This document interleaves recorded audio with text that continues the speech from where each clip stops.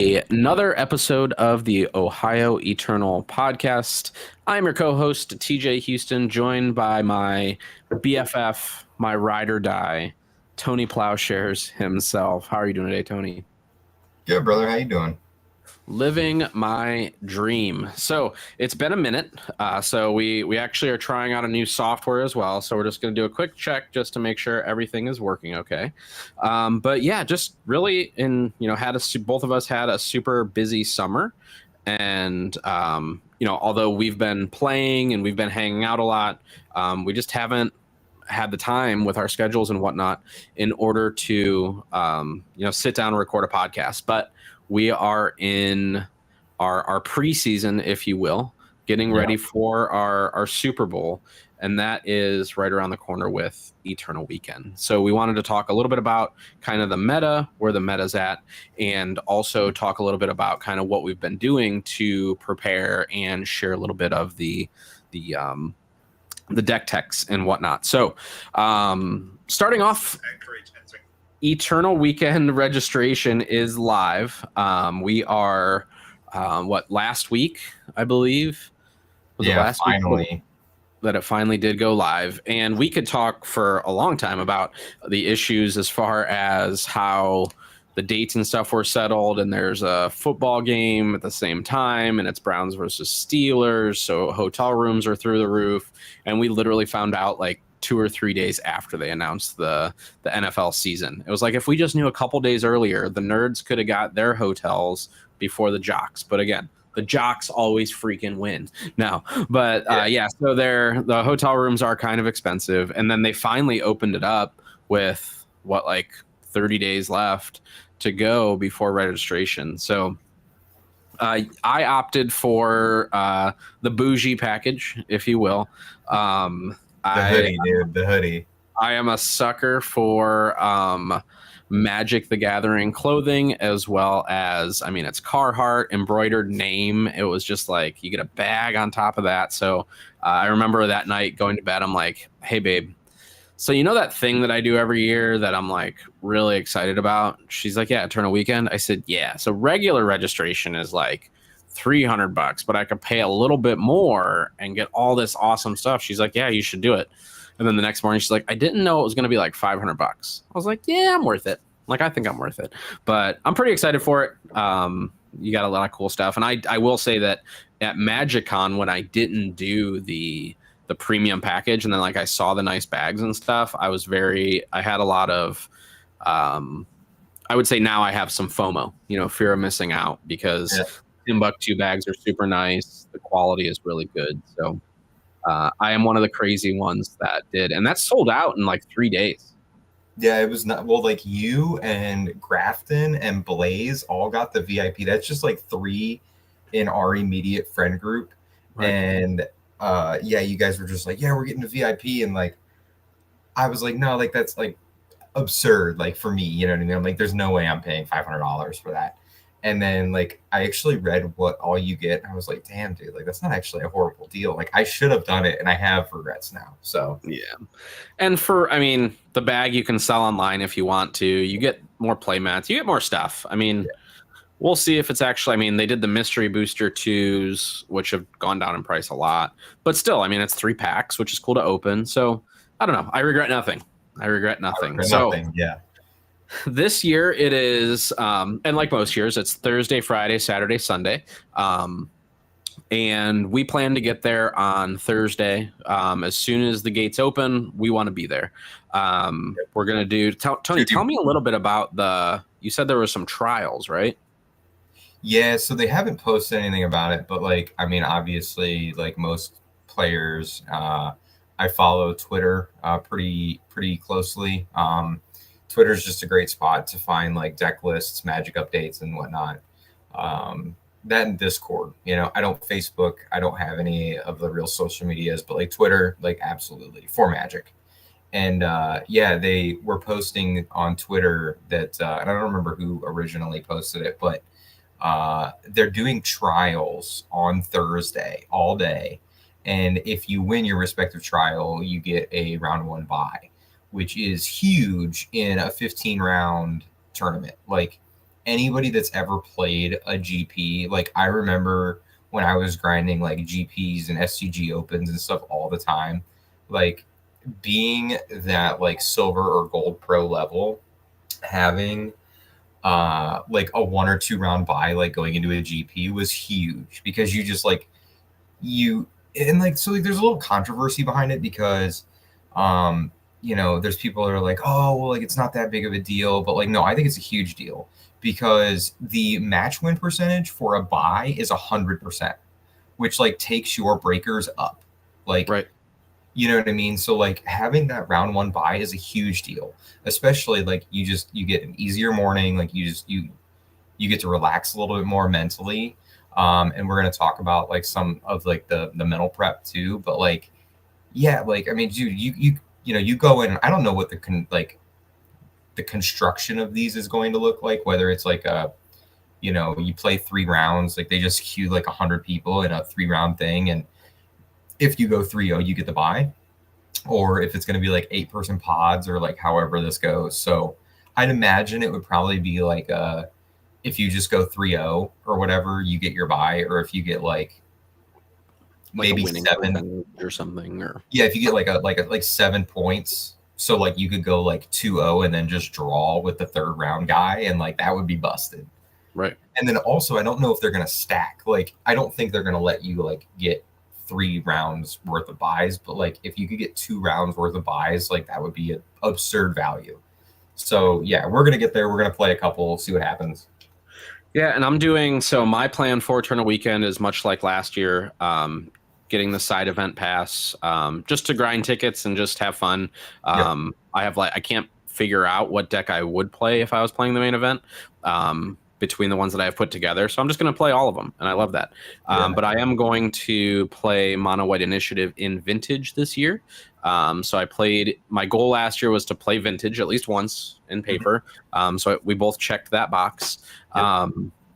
And so this year is for the main event. So I will be on Mono White Initiative, which is my favorite legacy deck as well. So again, not expecting, like, I don't even think I've never fired up a game of Vintage on MTGO. So no practice, just having fun. Like, I just want to go and jam and get as much initiative as I can. I'm actually doing the opposite right now, and I'm not taking any initiative to prep.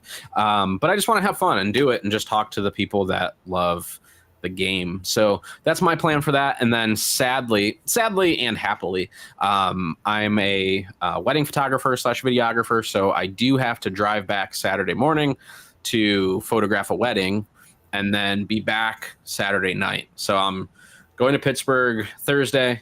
I'll be there Thursday, Friday, Saturday morning, going to wake up super early, drive right to the wedding, photograph it, and then come back to hang with everybody, and be there celebrating the whole crew, the Ohio crew representing getting into day 2. So I won't be able to play in the main event, which is another reason I'm doing a lot of the side event type of stuff. So that is my plan for. Well, you're going to have your top 8 for Vintage. So yeah, I got to figure that out. Yeah, you're going to be back Sunday, so it's going to be fine. Because both that's right. They do it on, I mean, this is all meant to be. Yeah. It's all meant to be. Yeah, so who cares about Saturday, right? Right. It's optional. So going into Eternal Weekend, if I did have to pick a deck right now, personally, I would be between 2 decks, and that would be Mono White, Mono Red.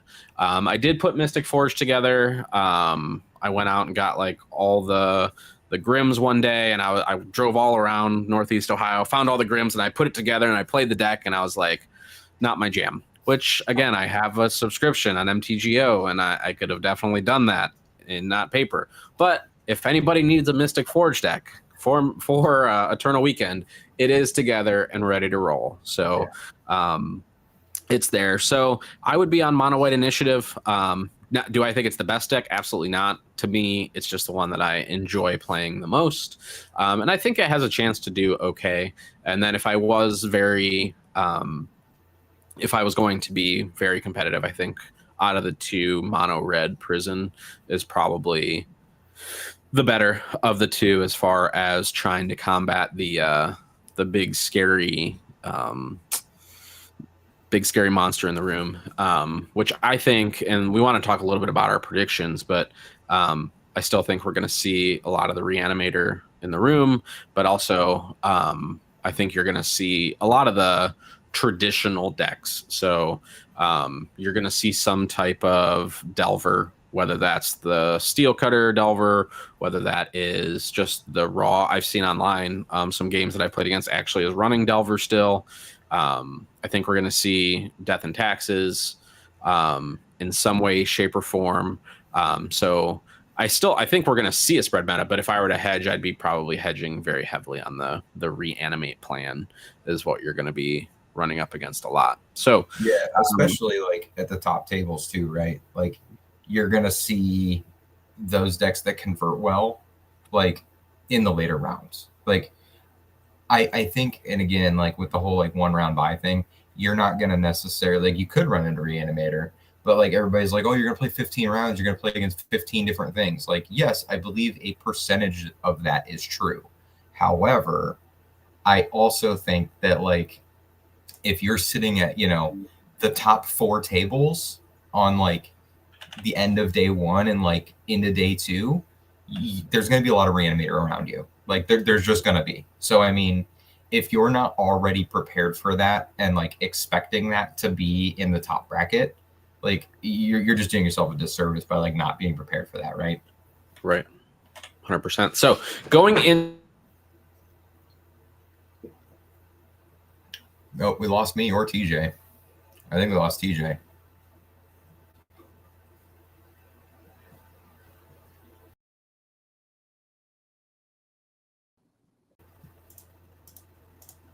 That was weird. All right. Yeah. Yeah, I was like, I think I'm by myself. This is not good. -1 for the new tool we're using, but Yeah. it did come back, so that's good. So transitioning topics a little bit. So what have you been doing to prepare for Eternal Weekend? So what are some of the things that you've been preparing, both, you know, mentally as far as that long day, but also kind of deck choices, if you want to share your deck choice leading into it?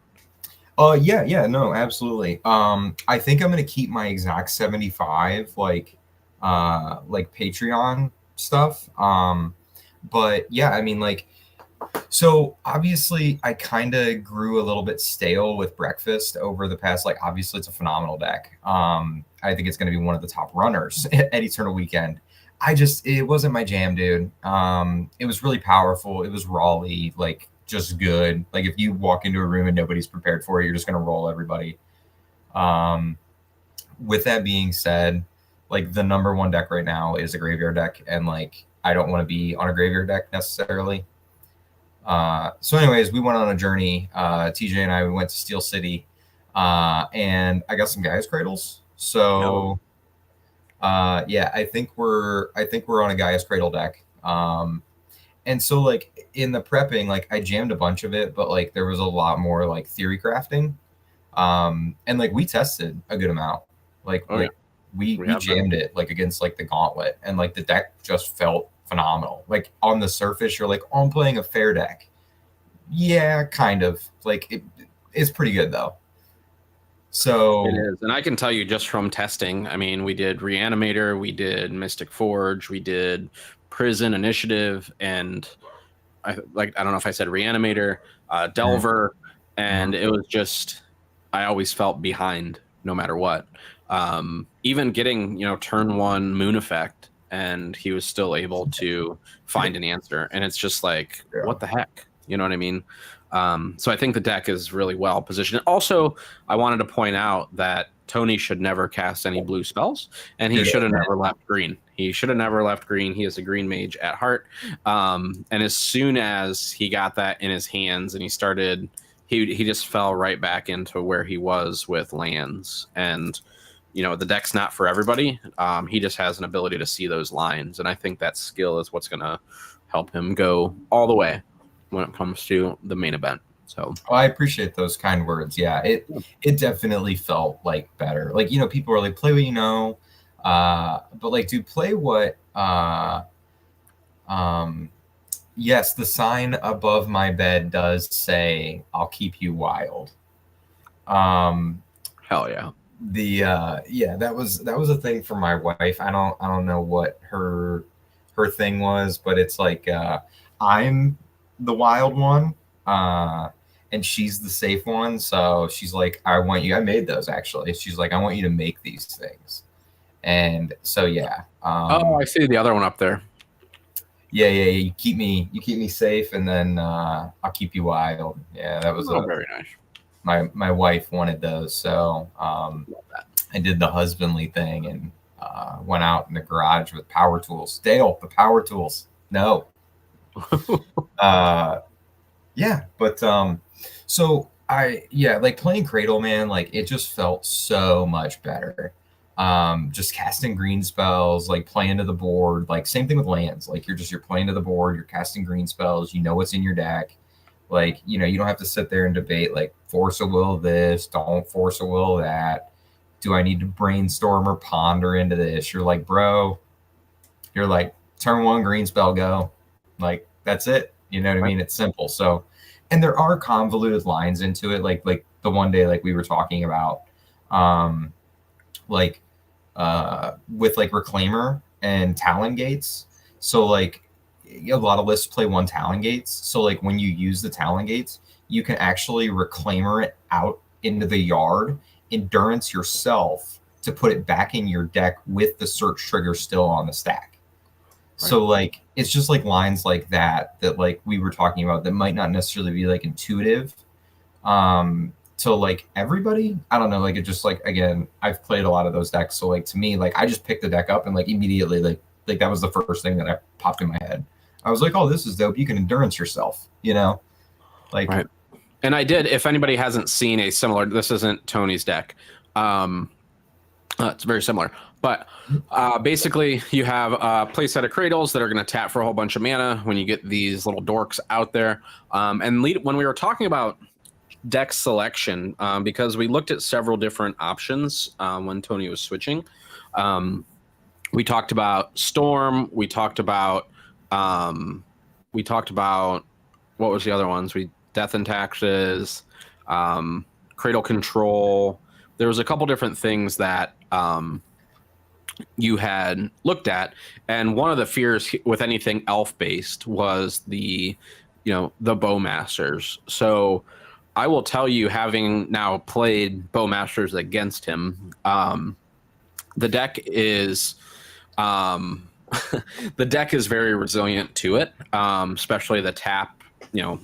These little elves here and goblins, they have a lot of words on them. So going to get land, going to get the finding a creature, things like that. So again, if he can keep them on for one turn, then it's game over. So basically you're able to tap a whole bunch of mana, just get to that kind of middle of the game. And then one of my favorite versions that he played was the old Craterhoof Behemoth. I mean, what a way to lose with that thing coming in off of the natural order. Again, it's a very powerful deck and super excited to see it. And then as far as the sideboard, super clean sideboard, you get access with Black, Thoughtseize, Snuff Outs, and even a little bit of extra graveyard hate with the Macabre. So if you haven't seen a Cradle Control deck, this is kind of what it looks like. And again, this is not Tony 75, but just to give you an idea of what it looks like. So other preparation. So I actually took a little bit of a different approach as far as the preparation. And we talked a little bit about this over the summer. Tony and I played a ton of Pokemon over the summer. And I could tell after spending a couple weeks doing that and then coming back to Legacy, I felt like my ability to see different lines was so much better. So for me, over the last couple weeks, I've actually been playing Standard. We need like a soundboard, like boo. Yeah, like wah wah. I know. I mean, Standard is a shit show right now. It's just led by one deck. But I started playing that at a more like going to RCQs, going to Store Champions, doing more, kind of playing every day, and just seeing some of the new cards. It kind of has my mind going around, what can be added in, and also just joining a different community that is outside of the Legacy community and getting ideas about different things. So for me, it's been actually grinding a lot of Standard, looking at Modern a little bit, and seeing what type of lines there are there. And again, just kind of, I'm taking a step away from Legacy for a moment in Vintage, just to try to, again, talk to different people, get different ideas, different coaching, different hints, tips, and stuff like that. So I've been doing that over the last couple weeks, and it's been fun. Standard. To me, you're still slinging spells. I like the challenge of one deck, and just finding ways to own that deck. But again, there's a totally different group of people that are playing, chasing after that Pro Tour, right? And doing the ARC CQ, that kind of MTG grinder. And it's been really cool to connect with those people and, bounce ideas off of them, both online and in person. So I've been doing that over the last couple weeks, which has been pretty cool. And I actually wrote a blog post about that. If you head over to our website, which is ohioeternal.com, I actually spent some time redoing our website over the last week. So I did a blog post about why other formats make you a better Magic player, with the old VV right up there at the top. Just talking about, things getting stale and kind of expanding your network, all those things. So go check it out. Give us some feedback on the new site over at ohioeternal.com. Little shameless plug there.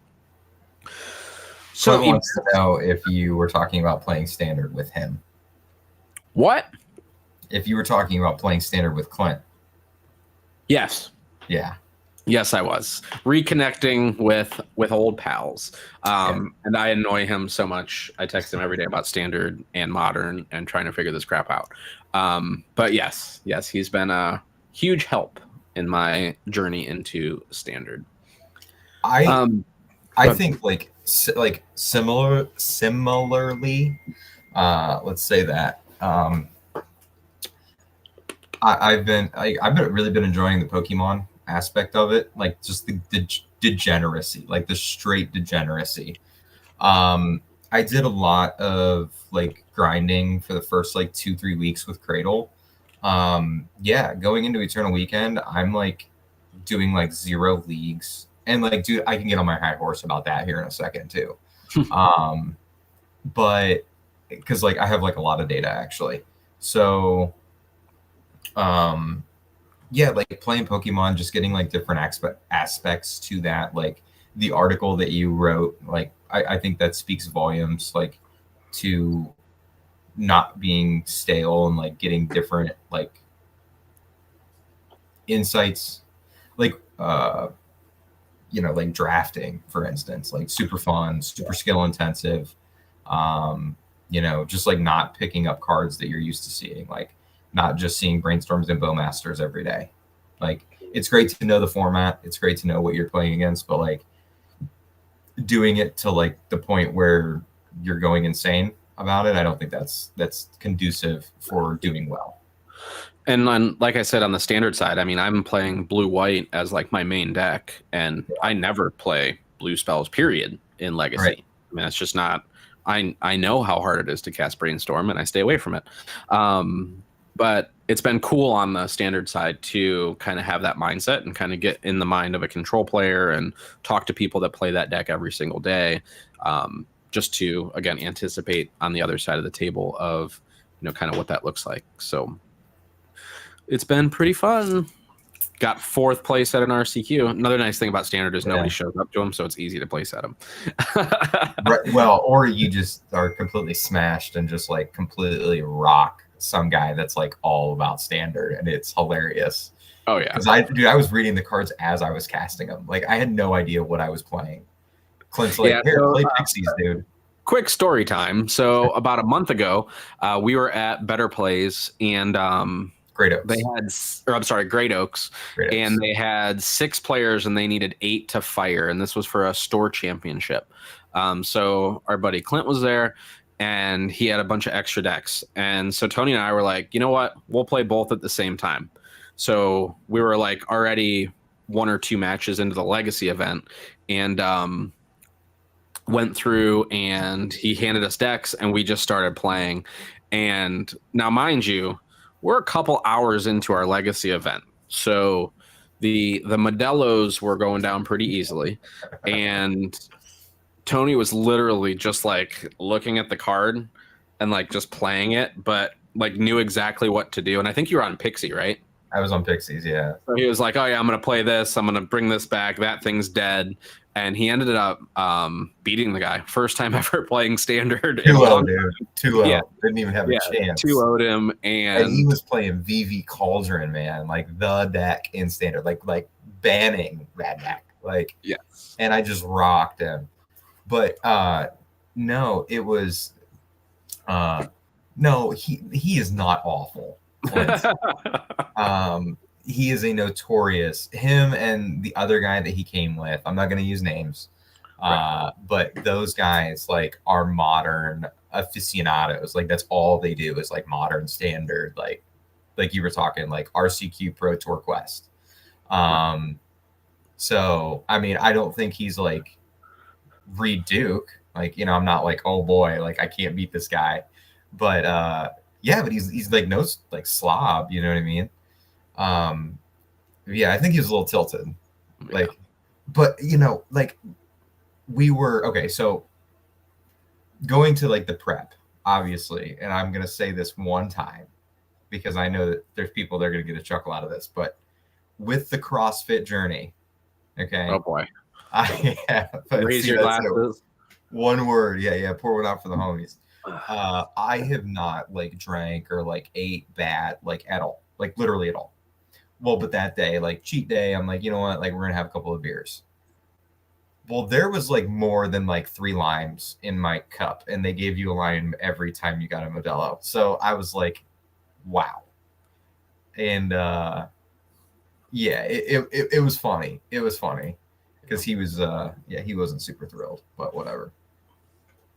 So another thing that I wanted to chat about, just because it's been so long since we recorded an episode, was the Blaze said no. No, he mentioned CrossFit. Was BCDL. We actually have not had a podcast since BCDL back. This was back in August.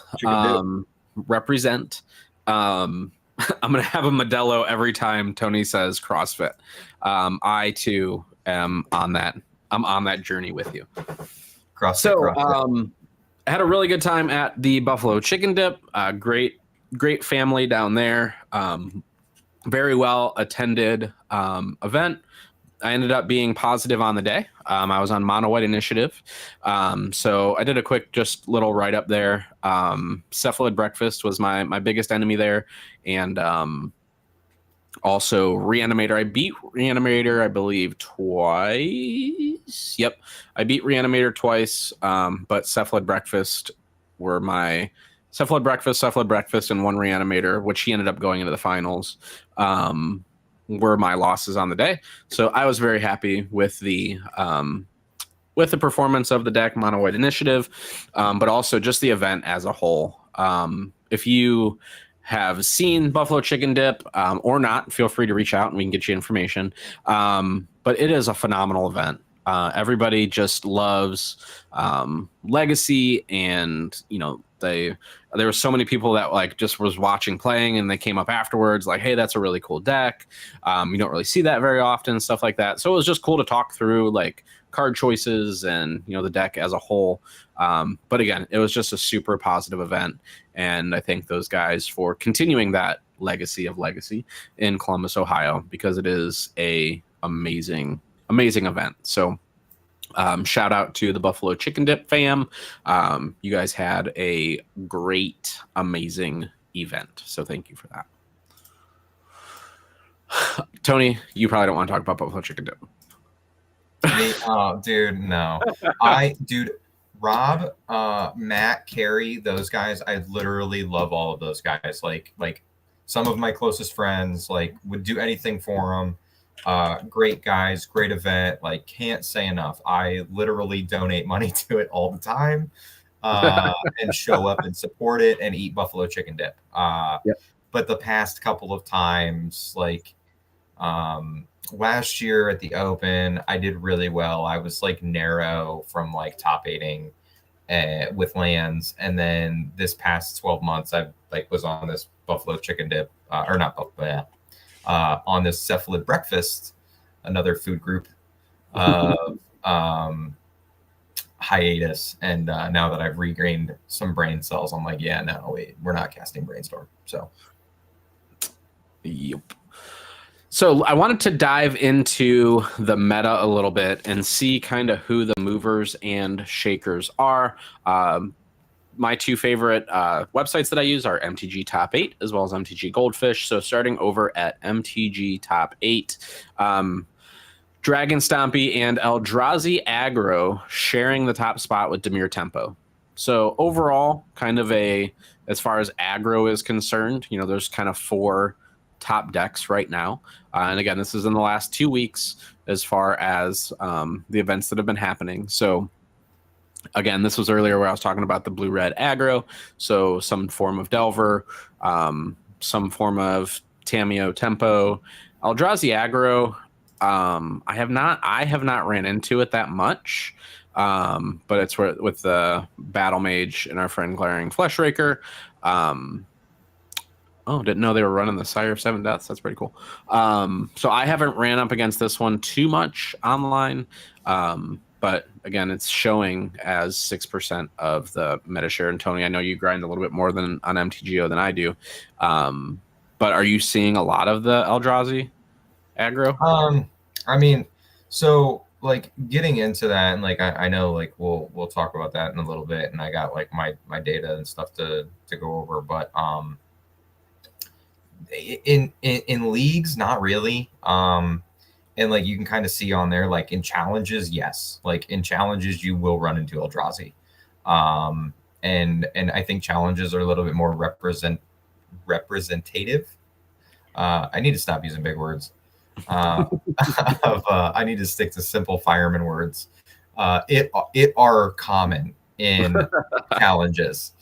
Yeah, and just because like I think challenges reflect more of like the actual paper metagame and like the competitive metagame, because leagues are just like shit shoots, man. Like you just never know what you're gonna run into in a league. Like you're running the Nick Fit and like Merfolk and like just random stuff, and you're like, this isn't real for what I need to do, and that's why I'm like, I'm not grinding leagues. I thought about running a challenge the other night. Actually, I was going to, but it got super late, and I was like, nah, I'm not going to. Yeah, but so actually, like, where Clint asked, like, if the format's wide open, where you can like grind a deck and learn your best and worst matchups. It's interesting. Like, I would say yes, and at the same time, like, no. Like the format is open-ish, but like there are some clear front runners. Like combo is at 52% of the overall metagame, and like of that, that's 17% reanimator. That's like a total share of like 9% of the entire metagame, like, which is kind of ridiculous. Like, and what I mean by like 9% like of everything, like of combo decks, you're going to probably see Reanimator more than anything. You're going to see the Breakfast, the Nadu, the Mystic Forges, and then like your tempo decks. So I mean, like, there's really only like and I know we're kind of like getting like into the weeds on this, but like as far as like the prep goes, I think I have 7 matchups on a piece of paper written right now in my deck box for Eternal Weekend, and like that is really what I'm expecting to play against. Like I'm not writing sideboard maps for like Stoneblade and the Turbo Epic Necro. Or yeah, like well, even like the Epic Storm. Like I know there are going to be people that are playing the Epic Storm, and I think it's a phenomenal deck. But I think that I want to have my my highest percentage of the decks that are going to be in the winning bracket, like just right there in front of me. So it takes the thought process out of it completely. Like it's like, oh, cool, you're on blue black reanimator. I look at a piece of paper and I go 6 in, 6 out, done. Like there's no, well, maybe he's playing like it's just like I've determined this, end of story. And like it saves that mental capacity for 15 rounds of Magic. 100%. And yeah, so between aggro and control together, you're at 48%, where combo is at the old 52. So very lopsided right now.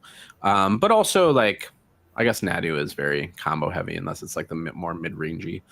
But yeah, I mean, but you do have options. There's plenty of options that you can play, but you're just going after the big scary Atraxa in the room.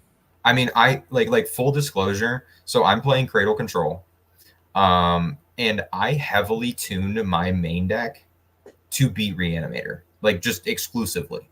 Like I said, I do not want to lose to Reanimator game one. Period. Like I think the rest of the deck is fine enough to combat random garbage that I'm just prepared to play against Reanimator, because if I make it to round 13 and 14 and I double Q into Reanimator, I just want to be like, awesome, I'm favored right now.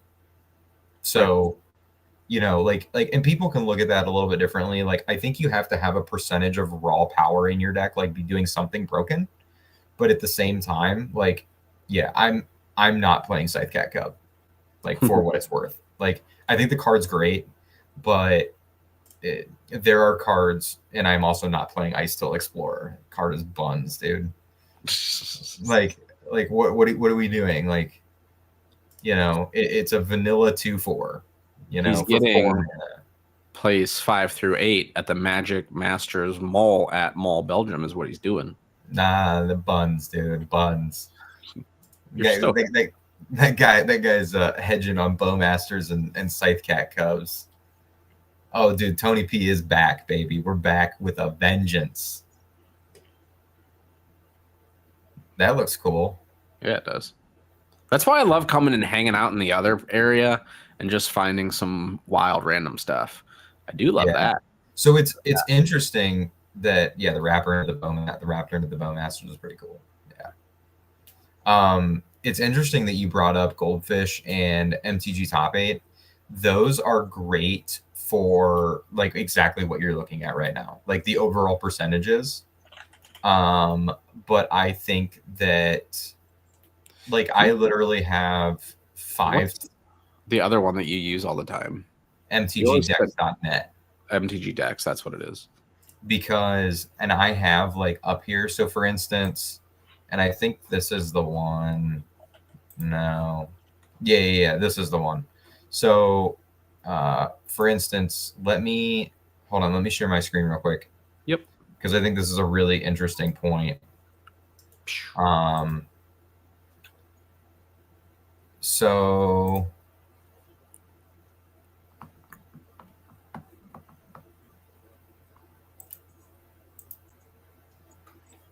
okay. This was the trial at NRG over the weekend, right? That everybody was like freaking out about Burn winning, right? Which is really cool. What's interesting about this website specifically, MTG Decks, is, and we can like kind of, you backtrack through it, but it shows all 92 decks that were registered in this tournament, of like, whatever, 98 players. But not only does it show you what decks they were on, but if you scroll down, and I don't know many people that have gotten much past like the deck list, this shows you the tournament archetype breakdown, and it shows you the win percentages of the deck. Like a lot of the farmed data that people use, like the MTG Legacy data collection project by Joe Dyer, which is a phenomenal resource. He pulls from challenges, but like this raw data from like isolated paper tournaments, like is just generated on this website. So as you can see right here, like Reanimator, blue red tempo, breakfast, blue black tempo, literally of that, I mean, that's over 30% of the deck, like what, 35% exactly, that was in that entire room. So like 30 of the 90 decks in that room were these four. So that's what I'm saying. Like pulling the hard paper data is really interesting. And like when you start getting down into like these like 3%, like I just ignore all of this. Like I'm like, cool.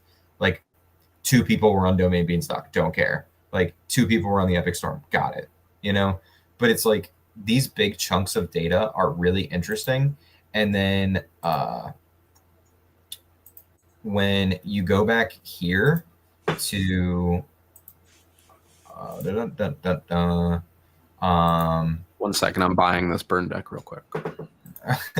Dude, I have it built. Why would you buy it? I know, I have all these cards. Yeah, I'm like, so like this was the 191th KMC, and like it had 51 players. So real quick, sorry, go back one because it's kind of hard to find the events.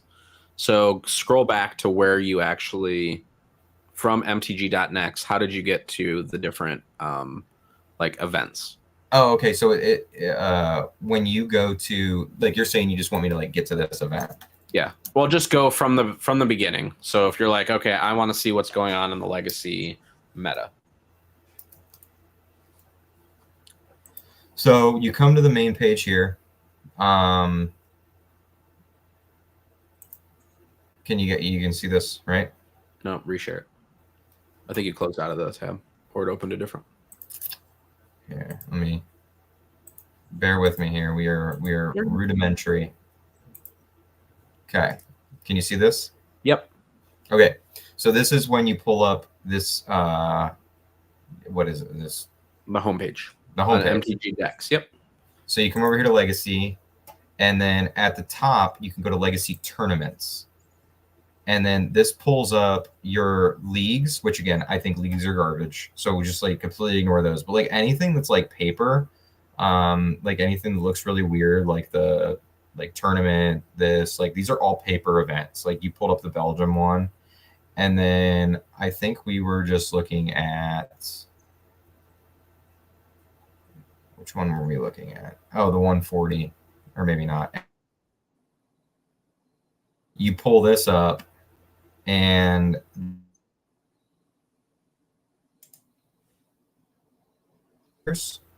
but it only shows, because this pulled from top 8, but this only shows the top 8 decks. It doesn't show the entire 45 decks. So it depends on what the input data was that will actually like give you this. So like obviously these numbers are skewed, so you can't use that tool in this regard. But this at least shows you like what the top 8 was, which this again just looks like a crapshoot. Like, you know what I mean? Like there's literally like an even split. There's no duplicates of anything in this top 8. So it's like, okay, cool, like noted. That's the same thing. This is the DMV, the Beltway Cup that Harry won. Again, I think he's won 2 or 3 of them now. But this one only had 20 players, so that's a relevant thing. A lot of the times that they pull from Melee, it won't just be the top 8. It'll actually show you like all of them. But for whatever reason, this one pulled 2 decks from the top 8, first and second, and then like just random.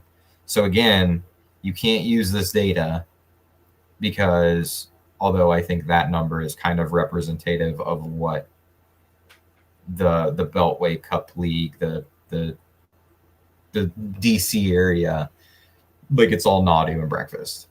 That's where Brady goes, Harry. Oh, Ryan Freeberger was actually on Nadu. Wow, that's weird.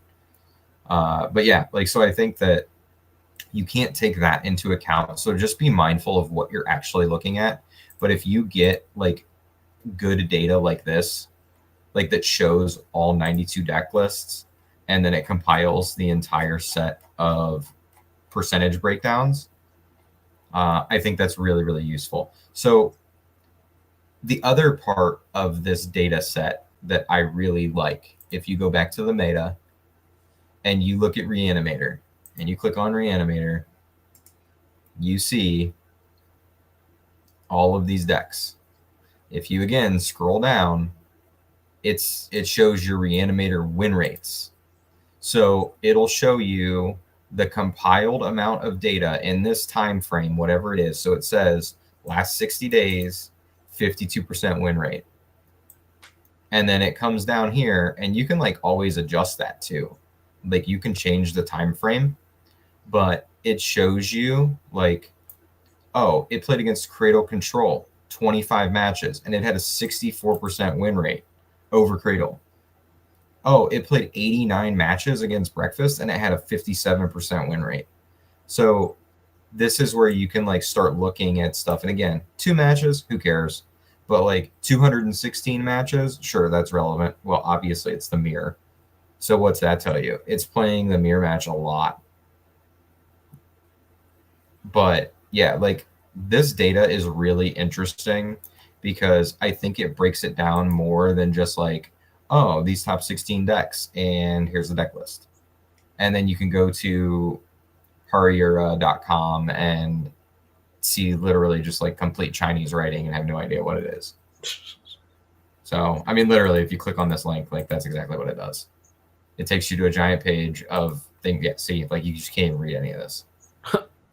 So, where normally this like takes you to the melee or whatever that shows you the rest of the decks. But again, this is 191 players, and what I can discern from this is I don't know how many Reanimator decks were there, but I know how many Reanimator decks converted to top 16, which is like almost half. It's 7. That's or 6. That's absurd. So I mean, again, you see your Eldrazi aggro, you see your Reanimator, you see Nadu, like, and you see Tempo, but like, of all of this, the only thing that's actually surprising is like the Artifacts Prison and the Artifacts Blue. Everything else, it does not surprise me at all.